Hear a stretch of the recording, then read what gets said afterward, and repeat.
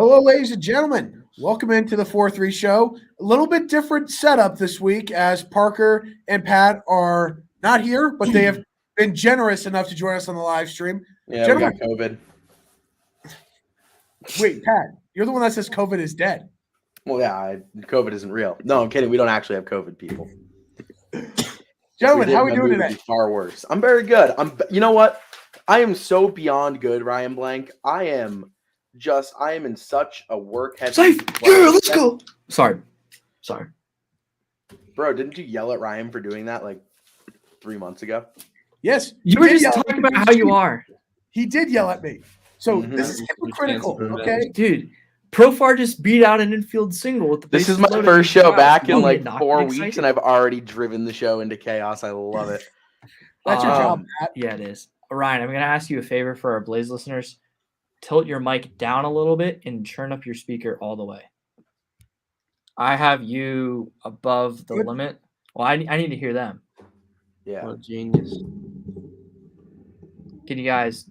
Can you hear me? I can hear you, but I'm concerned about our listeners not being able to hear you guys. Our listeners Or can hear listeners. me. And what are they gonna There you go. do? Cool. There we go. Taylor Mall confused AF right now. No, I'm really good. I've been on a grind since about 9 a.m. today. I have not stopped working. So it's rare that I have a day like that. So I feel really good. It's like that adrenaline rush, you know? Hell yeah. Parker, how about yourself? How you doing? We're doing all right. Want How to was elaborate or? Yeah. No, we're good. I'll save us some time. Dom, Parker is ready to go to the 4-3 show.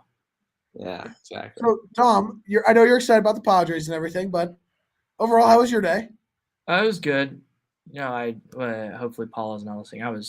Today was a very unproductive day in the sports bureau. That's okay because my bureau contributions go further than my stories. So there you go. Yeah, you did ratio Adam Schefter today, and we'll get into that later. But hey, today's been a good day. Got my enterprise story done. Had a great weekend, so can't complain.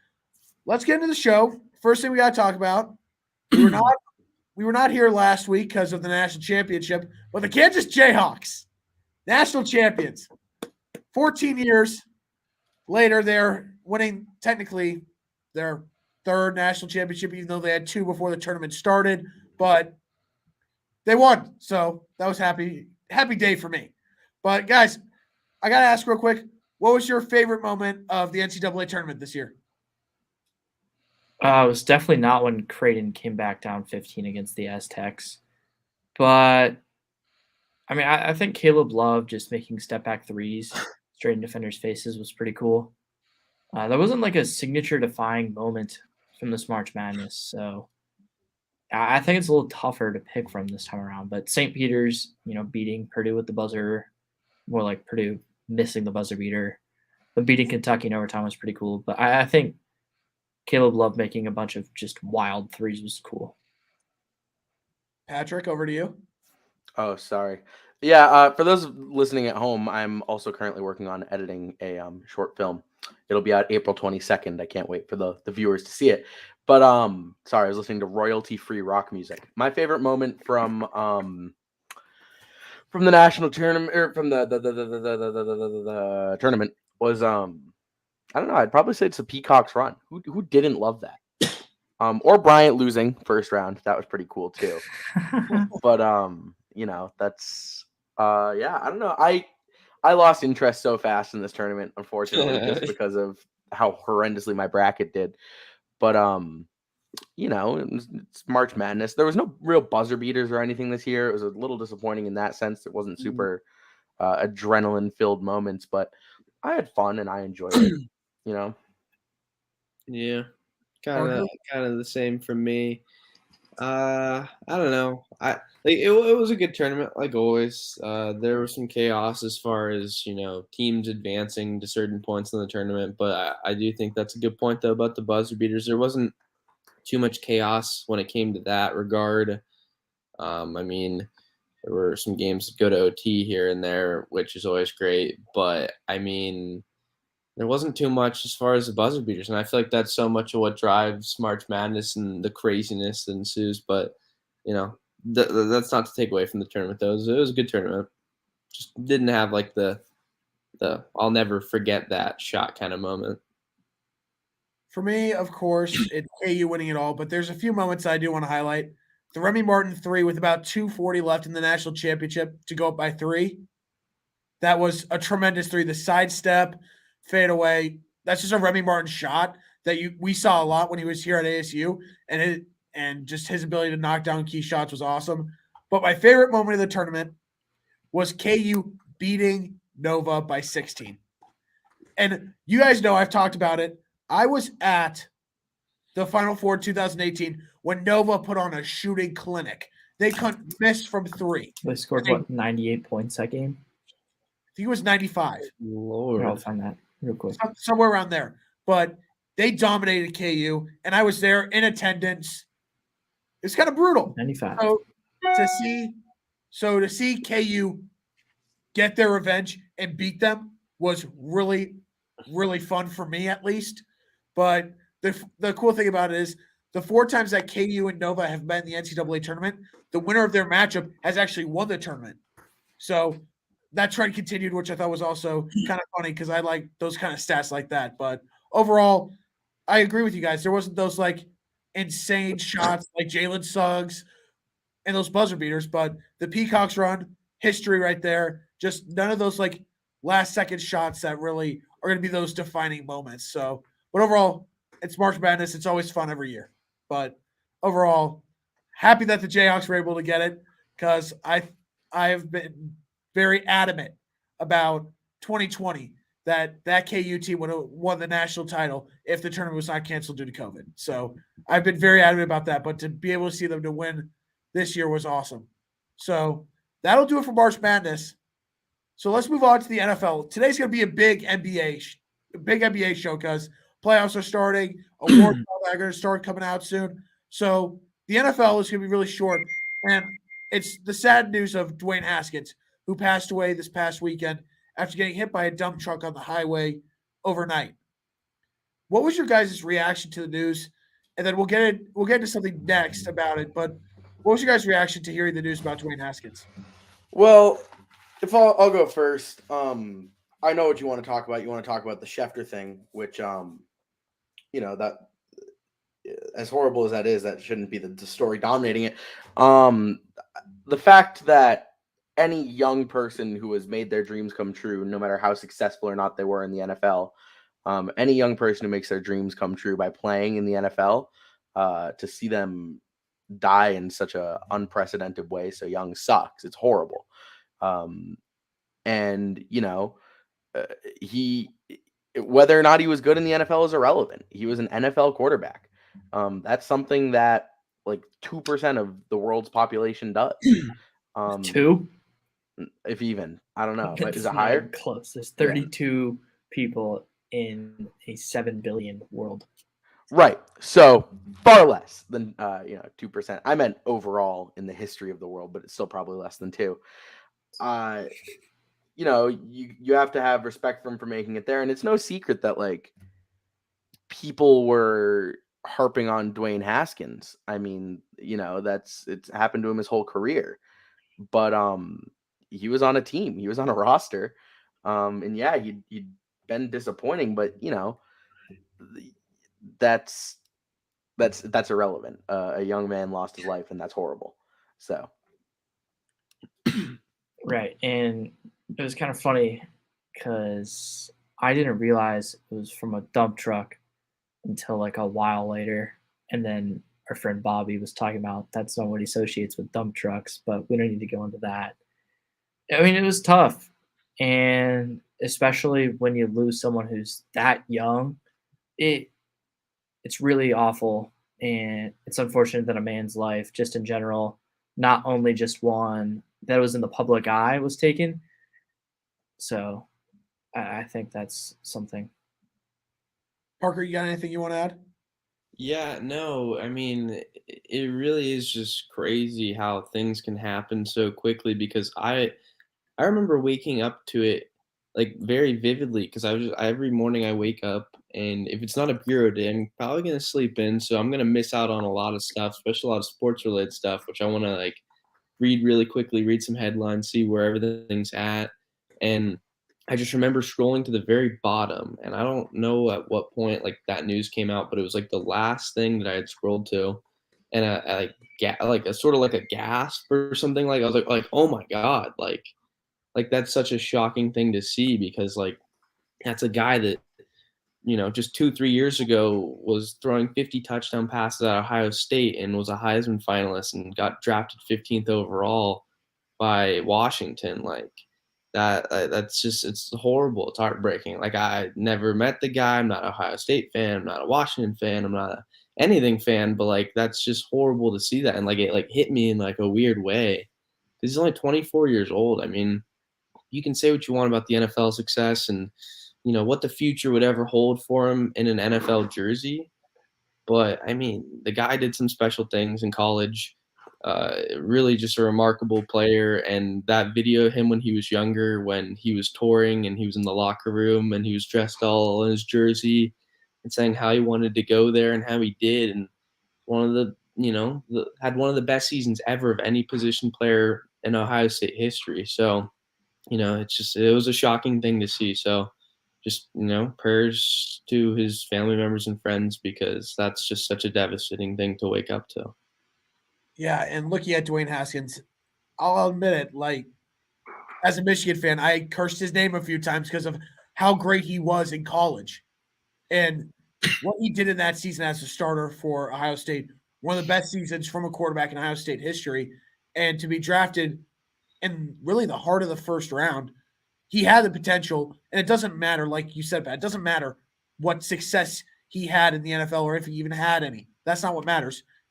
The thing that all of his teammates have said is how great of a person he was and how selfless he was, and that he was a great teammate. And I think that sticks more than your success on the field. So it's tragic because it's also kind of scary because he was only 3-4 years older than us. And you don't know when your last day is.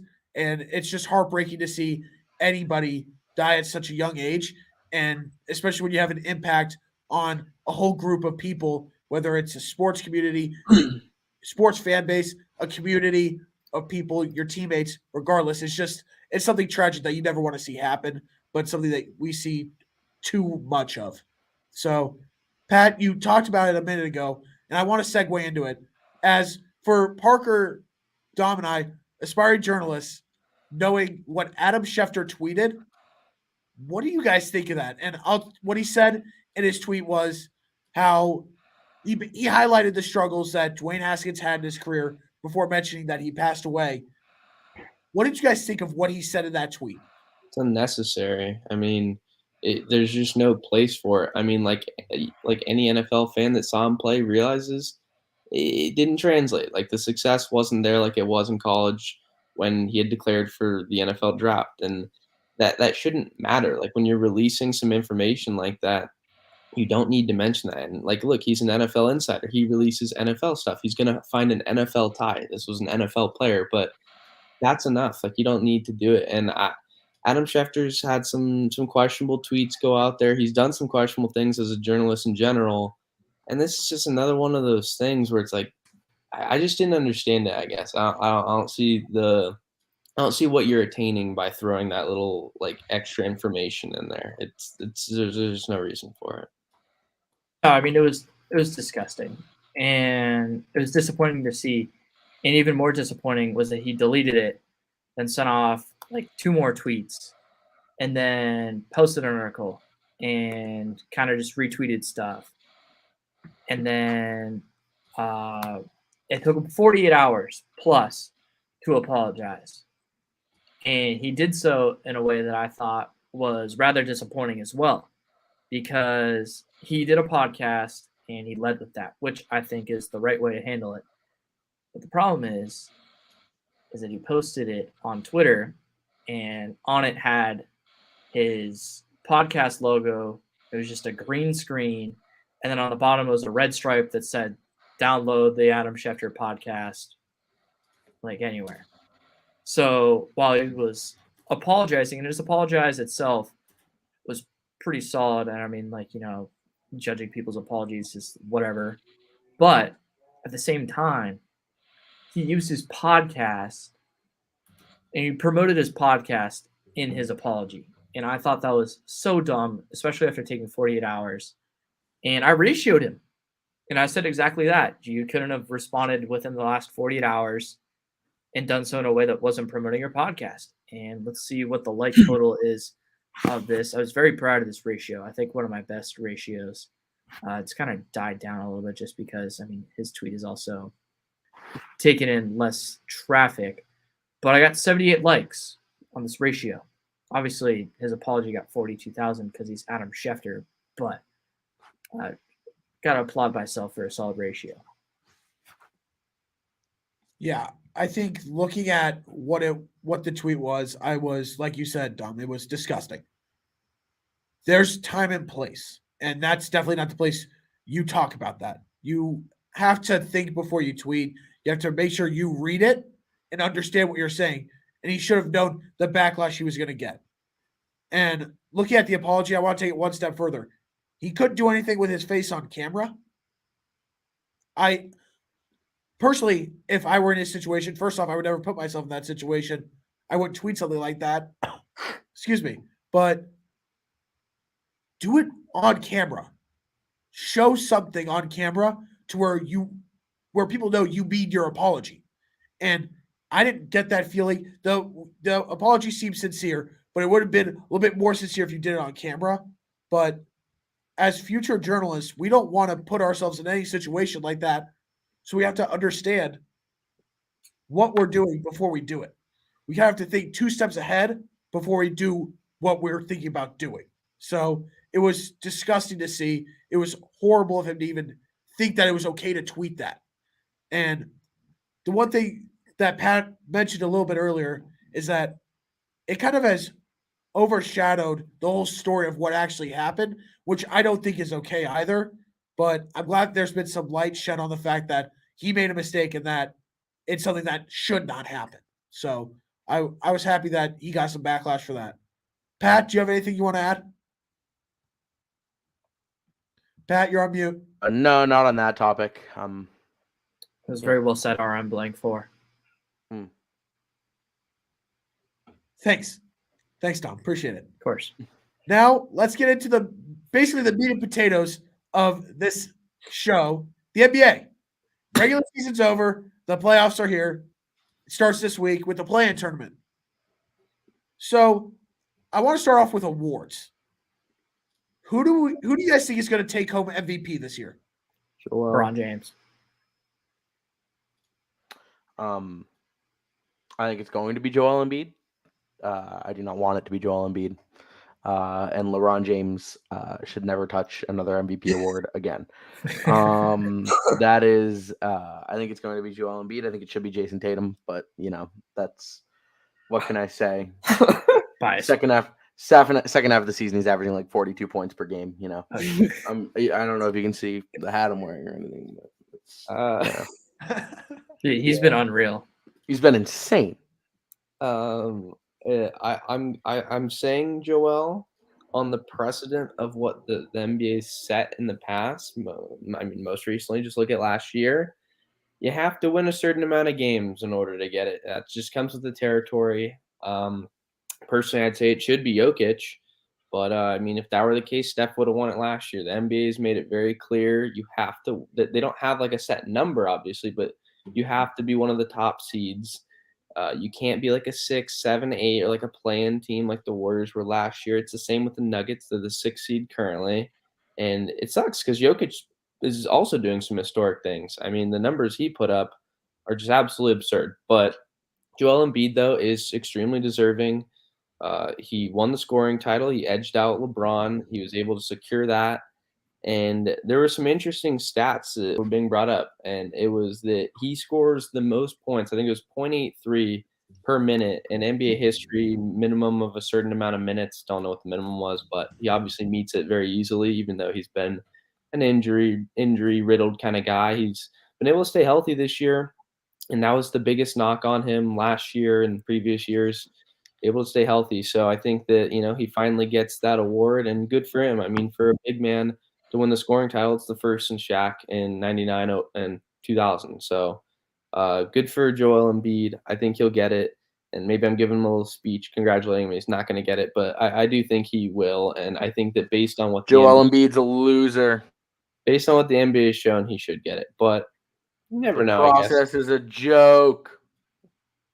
Thanks, Pat. Pat, tell us how you really feel. Joel Embiid's a loser, man. I don't know. That whole Sixers franchise is just textbook POV.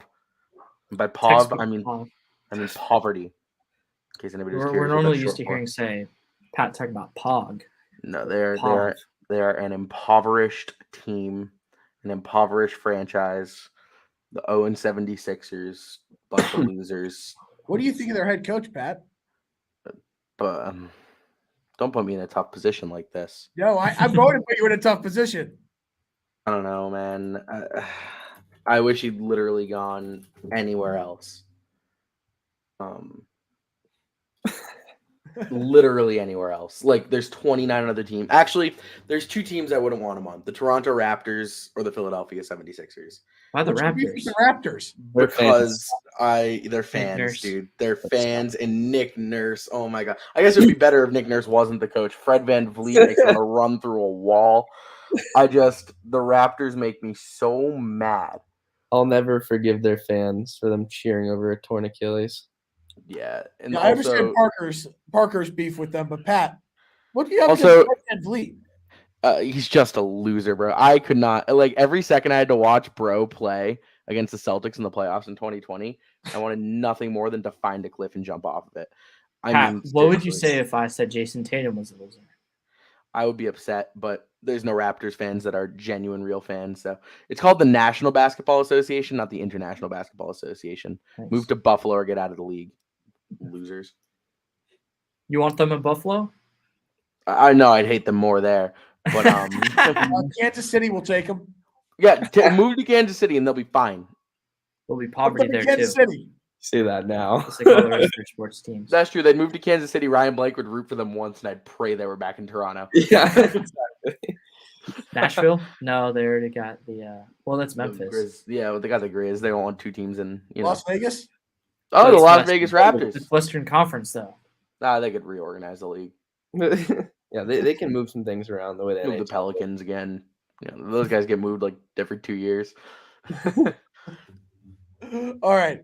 So I'm thinking it's going to go to Embiid, which is cool because he's a KU product. But I agree with you, Parker. The precedent set last year kind of puts it in focus that it's going to be Embiid because in different ways, you kind of see what Steph did last year with what Jokic has done this year, kind of doing it all without their teammates with him because he hasn't had Jamal Murray, hasn't had BJ, and he's really done it all. And that team is still a playoff team. They're still a dangerous team. So I think it's going to be Embiid, but Jokic definitely has a case. Last year, I thought Steph should have won it. This year, I think Jokic should win it, but it's probably going to be Embiid just by the precedent from last year. That's the irony of it. It's like I think he should win it, but I also thought Steph should, and he didn't, so probably won't. So, Dom, So LeBron kinda- James? yeah, I mean LeBron James. Lakers in 4. They're gonna. How funny would that Count down the actually be? That Come actually on, be- James. Like his numbers more than back it up, but it would just be so funny for them to miss the playoffs and then all of a sudden they gets MVP. That would be awesome. Honestly, I'm kind of rooting for that. All right, Dom, you kind of mentioned it, so we're going to go off topic for a sec. The Lakers, and what a dumpster fire they were this year. Frank Vogel's gone. What do you guys think of the Lakers season as a whole? Like, going into the season, would you have ever Well, thought so that hold this on. would have happened? The season was not a failure because the guys went out, they worked hard, and they improved. On So- brand for a poverty You're- franchise for them to you lose. know what? Tom, you're sounding like the dad that's happy with a participation trophy. That's what LeBron said this morning. The season was not a failure because the team It went out, they was. worked hard, and they improved every day. It's so funny. Laughable. It's laughable. It's, It is well, it's funny too because the competitor, like one of the most ultra incredible competitors to ever step on planet Earth, saying that it's just there's so much irony to that statement. That's funny to me. No, I agree. It was an awful statement. I mean, it was impossible to watch Lakers basketball this year as the diehard Lakers fan that I am. And, I found myself saying, "Oh, the Lakers on. I don't want to subject myself through this pain. I'd rather just watch Padres baseball." So I didn't watch that much of it. And It was impossible to watch Lakers basketball because I had literally anything else to do. that too. But I mean, this team was a disaster, and it's kind of frustrating because they didn't let Frank Vogel kind of run things. Because just looking at it in a vacuum, Vogel was there for 3 years. Year one, they were a top seed in the West. Obviously, season gets stopped short. Then they go to the bubble and they win the championship. Yeah, you kind of saw what the potential of that team was. Championship caliber team. Year before, when the team was healthy, they had the second best record in the West. And then after that, the team got hurt. They weren't able to get a high seed. They got matched up against a very good team of the Suns.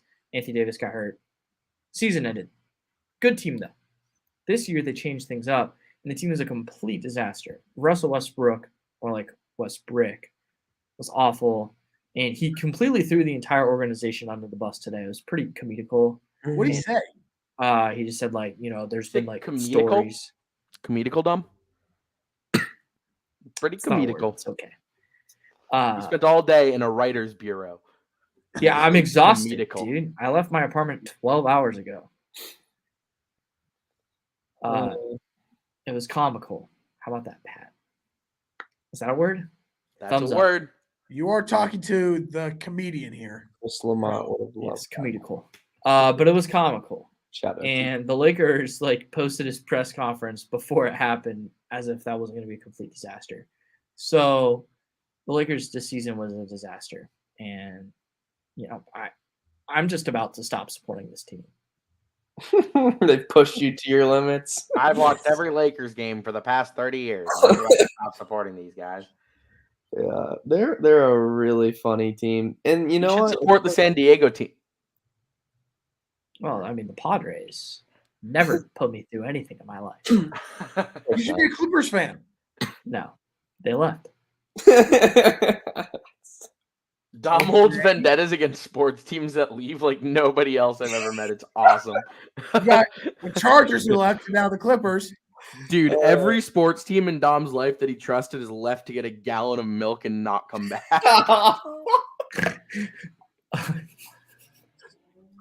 Oh my god! Oh, all right. So that we don't have any silence on the radio waves here, I'm gonna jump in and give my take too. No, Parker. The Lakers were a team where the space. Well, it's funny because the Buddy Hield trade was something that I saw on my phone and was like, oh wow, that's a good move for them. They get a very good shooter, and Buddy, granted, he didn't have a great shooting year this season, but still historically one of the best shooters in the league by far. Even if the efficiency wasn't there this year, it's usually there. So that would have been a good trade. It would have helped with spacing. Spacing was something that I was thinking was going to be a big issue for this team. But although I did think that spacing was going to be an issue and bringing in Westbrook was going to make it worse, it was such a disaster because, I mean, with Westbrook on the court, LeBron can't be the facilitator that he's evolved into. Back when he was in Miami with Dwayne Wade, Mario Chalmers, and when they had other guards they could throw in there, he could be a more natural three and he could be off ball. He has since evolved, especially since going back to Cleveland the second time, to a player that has the ball in his hands. He's going to facilitate because he makes the guys around him better. So that's where his talents are best utilized. And when they bring in Westbrook, it's just like he's a man on an island. There's nothing you can do with him. It's kind of like bringing in like a Ben Simmons. Like, what are you going to do with a guy that can't shoot? He can't even go hit a mid-range shot when he needs to. He can't even drive to the hoop like he used to and be able to absorb contact and make shots. Just absolute dumpster fire. And this was a team that I figured was gonna, be in the Western Conference Finals playing the worst. That was the original prediction, just because there's so much talent. Like, this team they won a finals 2 years ago. I don't care if it's the bubble. That's a championship. You beat other NBA teams. That's what it takes to win a championship. They did that. And in some ways, it's harder to do it when you don't have fans. When they were a good team, they would have had the home court advantage at the playoffs. So that's a really good team. And that's a team that last year, the injuries just absolutely killed them. They couldn't overcome that. It was a really good Suns team. And I thought the Lakers were going to win that series, get injured, AD's out, completely shifted the series. And sure enough, this was going to be a team that it got worse by bringing in Westbrook because of the kind of player that he is, and this isn't just a diss Westbrook. Historically, he's a very good player. He's just on the downhill of his career. He's not a good fit. Fits are really underrated. People just think that you can play my league and throw in all these stars. It doesn't quite work that way. Just because other teams have done it doesn't mean this one was going to work, and it didn't. But, I mean, if you were to tell me they'd missed the play-in tournament, which is pathetic as it is and shouldn't exist, I mean, that's unbelievable. That's insane. It's hard to wrap my head around still. Yeah. So you guys know my dad's from LA, and he watches as many Lakers games as he can, loves the Lakers. He was extremely frustrated, and at times he would text me and say, "Yeah, I just turned off the Lakers. I can't watch them." And I don't understand what happened. I don't understand how Russell Westbrook could shift everything the way it shifted by himself. I don't know if it's whether it's the whole way the team was constructed, how they went for a very veteran heavy group, or what, but something shifted, and this year was a dumpster fire. It was a train wreck. However you want to describe it, it's accurate. There's no excuse for a team that has 3 Hall of Famers and Westbrook, LeBron, and Melo, and then add in AD and maybe 1 or 2 other guys. Who knows? And there's no excuse for them to miss the play-in, which, Parker, I know you hate. But how does a team like that not be a top 4 seed in the Western Conference? How does a team like that miss the play-in? They lost 49 games this year. I don't understand how that happens. On paper, the team looked good, but the way that they played together was horrific. It was terrible. And I don't know if it's all solely on Frank Vogel. No, it's absolutely. I feel like he's the scapegoat, and I think that's an accurate statement. Yeah, no, and I don't think he's some magical coach that can go to a different team and lead to success, because I mean that's not his track record exactly. But I just think historically with LeBron-led teams, you can bring in any coach, and it's funny because LeBron's actually had some great coaches. He had Spoelstra, which is great, and he had Tyronn Lue. Tyronn Lue kind of looked like the guy that was just along for the ride. He proved that's not the case with the Clippers, with what he had to deal with injuries last year in the playoffs. So he's actually had some good coaches, but Frank Vogel was just a guy that was there that wasn't going to stir up issues, wasn't going to cause any trouble. He was just going to do his thing and let LeBron take care of the rest, because that's just historically how it goes by Pat. And then when it comes to LeBron, the blame, it's interesting because it's like a 50-50 split, because on one side, the blame's on LeBron because he constructed this team. He calls the shots. GM. We hear these jokes all the time in comment sections. It's true. He dictated that the Russell Westbrook trade was going to happen and the Buddy Hield trade was going to fall through because of it. That was his decision. He's LeBron. He can make whatever decisions he wants. He's at that point in his career where what he says goes. So that's on him. That's his fault. We see it in the past with other teams he's been on. Like with the trade deadline, there's all these memes where like they'll get like a photo of him looking at a teammate with like a dirty look. It's like, oh, he's gonna get traded. LeBron's gonna trade him. LeBron builds the team and the pieces he wants around him, and he just completely messed this one up. And he was putting up absurd numbers. He wasn't the problem on the court once the season did start. He was doing everything humanly possible to win games. They were still finding ways to lose. So in that regard, it's not his fault, but he put this team together. So I still think that most of the blame is on LeBron, regardless of the heroic numbers he attempted to put up. Yeah, and what LeBron did was special. What he did was incredible. Oldest player to average 30 in a year. He was great when he played, and he did really everything he could. But as people say, GM just doesn't get it done. So I think that you kind of saw this with Blatt as a head coach with the Cavs. It didn't go to plan with how LeBron wanted the team to look.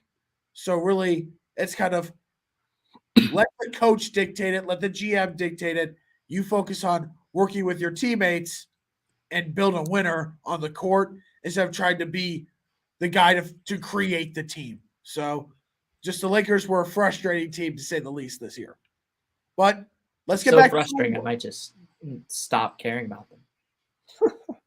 Might do it. Watch out, LeBron. Dom, say it ain't so.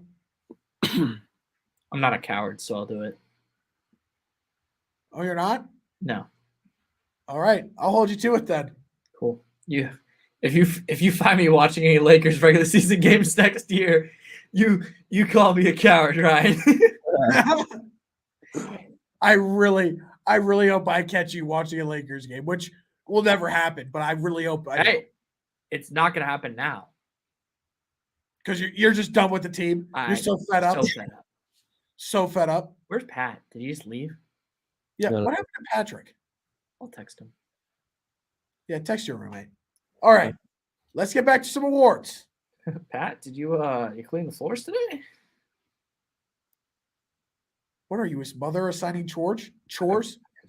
Roommate. All right, so awards. Talking All for the right. last- Sixth man of the year. Sixth man of the year. Honestly, I'd have to look up some numbers. I'm trying to think of the top of my head who stood out. I mean, it's funny because when we're going back to our picks, I know that I was very conflicted between what award Jordan Poole should be up for, whether it be most improved or sixth man of the year. And I think I had him for most improved because of the fact that he wasn't going to be a sixth man for a good chunk of the season. And maybe I'm flip flopping it and it's the opposite. But if we're going to consider him coming off the bench like when Clay was here, then I would say that he should win the award. But I don't feel like he would meet that criteria as far as games played and coming off the bench. So if it's somebody else, I don't know. I mean, guy named Ryan, I'd have to look at numbers. Maybe Tyler Hero. That's an award I haven't really been paying much attention to. Tyler Hero, maybe? Yeah, Tyler Hero's been great. Yeah, no. Hero is my pick. That's what I'm thinking. I think I could be wrong in the averages. He's averaging north of 20 points. He's been the scorer on that team. Jimmy Butler hasn't been particularly efficient, nor has he really since being with Miami. But Tyler Hero is really good, and I think that the success that team has in the playoffs, which from my perspective, I think is going to be a lot, is going to rely heavily on what he's able to do. So I think that he does have that award because, he's coming off the bench to do it. Yeah, let's look at his stats real quick. Season high, 20.7 points per game, shooting a career high just under 40% from three. So he's having a career year, and I think that he's kind of been their go-to scorer when nobody else has been there. Like you said, Jimmy Butler's been very inefficient. There was also that time with Bam Adebayo when he was hurt. So I think the favorite to win that award would probably be Tyler Hero. So that's who I'm going with. But rookie of the year, this one's kind of been thrown around a lot because I know I picked Jalen Green to win at the beginning of the year. It's Evan And he Mobley. finished the season terrific with that 40 piece, but he was hurt throughout the year, wasn't living up to expectations. So, Dom, you say it's Evan Mobley. Yeah, it's not even close.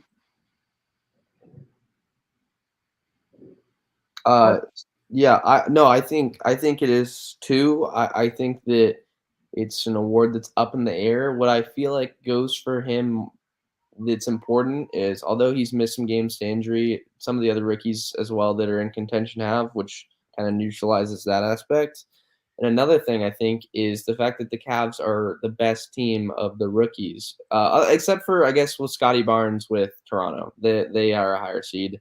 So I think it's between him and Scotty, I guess is what I'm trying to say. I would go with Evan Mobley ultimately because of his numbers. I think they're a little bit better. I think that his impact has been a little bit more significant as far as what he's been able to do. They're a really interesting lineup the way they're constructed. They're the tallest team in the league with how they have Lauri Markkanen at small forward, and then they have him and Jarrett Allen on the court at the same time. It's a really interesting team, but right now I believe they're sitting at the 8 seed, set to be in the play-in game against Brooklyn tomorrow. So I think that based on the success, again, this isn't an award where success or team success is nearly as significant as MVP. I still think that because guys like Cade Cunningham, Jalen Green, who have good numbers but are on really bad teams, I think that they should be kind of pushed to the side and be eliminated from contention because that's just an extra little variable that I think gives him or Barnes the nod. So it could go to either one. I'd be fine with it. I'm rooting for Evan though, USC guy. So I think he will get it, but we'll see. I'm going to go with Evan Mobley as well. I think that he's been a big piece to a young Cavaliers team really playing well and getting in to that play-in. And they were once, I believe, as high as the 3rd seed in the East, I believe. So they don't get screwed out of the playoffs. Do we think Darius Garland could be a guy for Most Improved Player of the Year? I mean, we kind of already talked Yeah, about no, it. he's been balling. He's been one of the top 5 guards in the East. He's been very efficient from pretty much anywhere he's shooting. Like, I think he was shooting north of 39% from 3, dishes it out. Very good player. Do you guys so we all agree on Evan Mobley. The question is, do you guys think they'll give Most Improved to Ja? I don't think so personally. I know that like his name was thrown in the MVP conversation, which that's no shot because just injured here and there too often, and his numbers just aren't at that level. The seeding of the Grizzlies makes it a little bit of a compelling case because of the 2 seed, but they also play extremely well. Like their record without him is insane, and like that should be taken into account if he really was a candidate for it, which I don't believe he is, but that is important to note, though. That team can play no matter who's on the court. But I don't think he is just because his numbers were also very good last year. Their greatest rookie year. It's progressively gotten better each year. But I think that you have to make a certain leap that he's not making. And that's not to say he's not having a great year. He's having the best year of his young career, and he's moving in the right direction. But I don't think the leap's big enough. There's a certain kind of number that you typically see a player jump from, and I don't think that he's that player. Right. So you're saying he was already good enough. He was already so he hasn't good improved enough to be better than some of the guys who have it improved. didn't improve enough to where it's a bigger leap than other guys. Because like Garland's leap was a bigger leap. He wasn't the better player, but it was a bigger leap, and that's what the award is all about. Gotcha. Mm-hmm. 2 more awards I want to touch on real quick. Can we all agree that Monty Williams is Coach of the Year? Yes. Yeah, no, absolutely. I mean, 1 seed Suns team. Tim or Taylor Jenkins of the injuries Grizzlies here and there, roster changes, so I think that he should win the award. I think there's been some other impressive coaches, but I'd say he should win that award. Yeah, franchise record 63 wins, battled some injuries, especially losing Chris Paul at the All-Star break. So I think he deserves the award.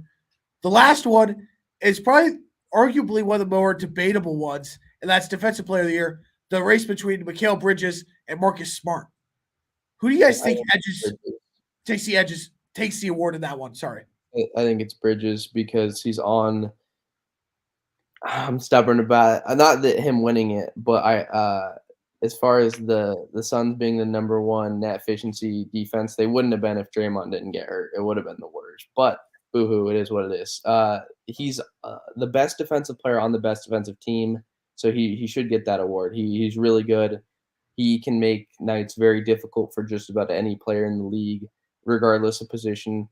With Defensive Player of the Year, you have to be versatile. So I'm always really stubborn when certain bigs like Rudy Gobert get it. It's not to diss Rudy Gobert. He's a great defensive player. He's just not guarding, positions like 1 through 4, like Bridges or a Draymond or an Adebayo can do. So I do think that versatility is big for him. And I think he should win the award because at the end of the day, he's the guy leading that defense. So it should be him. And Marcus Smart's great. It's the heart and soul of the Celtics. Don't get me wrong, but I wouldn't give it over him. Yeah, Mikal Bridges is the second most important player on the Suns. And I think that speaks volumes. Yeah, I agree. I think he's obviously not as good as Chris Paul and Devin Booker, but the importance that he has is greater than the importance of, say, both those 2 guys. Yeah, every championship team needs a Draymond. He's the Draymond of that team. Agree. Yeah, I'm going to agree with you guys on this one. And it's nothing against Marcus Smart. Marcus Smart has always been known for being a very good defender, but so is Mikal Bridges. And his ability, like you said, Parker, to be versatile. He can guard a guy like LeBron and also try to shut down a guy like Luka, 2 different positions. So I think that his versatility and being the top defensive guy on the top defensive team in the league speaks volumes. So I agree. I think he should win the award. Yeah, Smart can't guard the positions that Mikal can with his length either. So, all right, to cap off this show, Excuse me, guys. Oh, What do you think is coming out of spit it each out, Ryan. I'm sorry, Tom. I'm sorry that I had to cough. All right, who do you guys think is coming out of each conference and will be the two teams battling it out in the NBA Finals? I mean, it's a tough one because it relies on players getting healthy. But I still think that if Steph gets healthy, I think the Warriors are the team to beat. Suns have had a magical little season, but a healthy Warriors team's better. They proved it when they played them multiple times this year. And it's a big if. Don't get me wrong, it's a big if. If they're not healthy, they're not the team to beat in the West. It's the Suns. But I think that if they can get right and he can come back in the Denver series, I see them coming out and doing their thing and showing why they've won 3 championships and why these other teams in the West haven't accomplished that. As for the East, I kind of alluded to it. I still have a lot of faith in Miami. They're currently the 1 seed in the East. I think that that's a team that has a lot of depth. They recently, or not, I mean, I'd still consider it recently. They got back Victor Oladipo. He's not what he used to be with the Pacers, but he's still another good reason why they have so much depth off the bench alongside Hero. It's a really good team. Bam Adebayo missed some games this year. I mean, pretty much every top team's had some injuries, and they're one of those teams, and and they've overcome them. Jimmy Butler was banged up here and there. A lot of vets, a lot of leadership, and that's the common theme between both my Western Conference and Eastern Conference pick to me in the finals. Tons of experience with Lowry coming into this group this year. There's a lot to like about that Heat team. So I'm going to stick with them. I said at the beginning of the year, and the predictions, it's looking all right as of right now. We'll see how it goes, but it's looking pretty good. Dominic? I think the 2 seed Boston Celtics are going to be repping the East. This team is just firing on all cylinders right now. They kind of got that guard, like we talked about, Marcus Smart, playing that elite defense, and then Jason Tatum and Jaylen Brown are doing their thing on the offensive end. They've looked really, really good. And I have the Lakers. Lakers in 4. It doesn't matter that they may have missed the playoffs. They're going to find a way to I make thought it. you were done with the team, Dom. I didn't say I was going to watch. I just said that they were going to win the Western Conference. No, but on a real note, I think Phoenix gets it done. They've been the best team in the NBA all year, and I don't see anything that changes going into the postseason. Okay, so I'm going to mix both of yours. I'm going to say Phoenix. I'm very worried about the Warriors and how healthy they are. Because They're healthy, so we'll see if they get healthy. if they're healthy, you've seen that they've been able to take care of Phoenix multiple times with the guard depth that they have. I just don't think they're going to be fully healthy. So that's where I'm going to give the edge to Phoenix, where I think they're going to make their second consecutive trip to the finals. But I agree with Parker on the fact of Miami. I think when it comes to the playoffs, if you have a very good bench and have a lot of depth, you're set up for success. And that's where Miami comes in. They have a lot of depth, and that's where I think they're going to feed off of each other. And I think they're going to run through the East and get to the finals once again because of the depth that they have. And I also believe they have one of the best coaches in the NBA in Eric Spoelstra. So I think that my finals matchup is Suns Heat. Dom, you had Phoenix and Boston, and then Parker, did you have Warriors? Or Yep. Yeah, so you were leaning towards It all Warriors. comes down to them being healthy, but yes. So then you had Warriors Heat. So those are our predictions. Pat, we can ask about that at a later time, but let's get out early tonight, boys. That's going to do it for. You want softball talk? Softball talk? No, we're not talking about softball. Okay, fine. No. Last Thursday was a bad game. Yeah, it's amazing what happens when your Cy Young Award is missing. Honestly, the pitching wasn't even that bad. all the outfield. Also your most consistent hitter. It's also the outfield. It's all the outfield. It was Just the outfield. They took advantage of us only having 3 outfielders when you can have 4, and it showed. So that's really where the difference is. We'll go get him Thursday. Yeah, and I will not be there. No, neither will I. So who's gonna make the lineup then? Colin will. Okay. Yeah, I'm not letting you make it.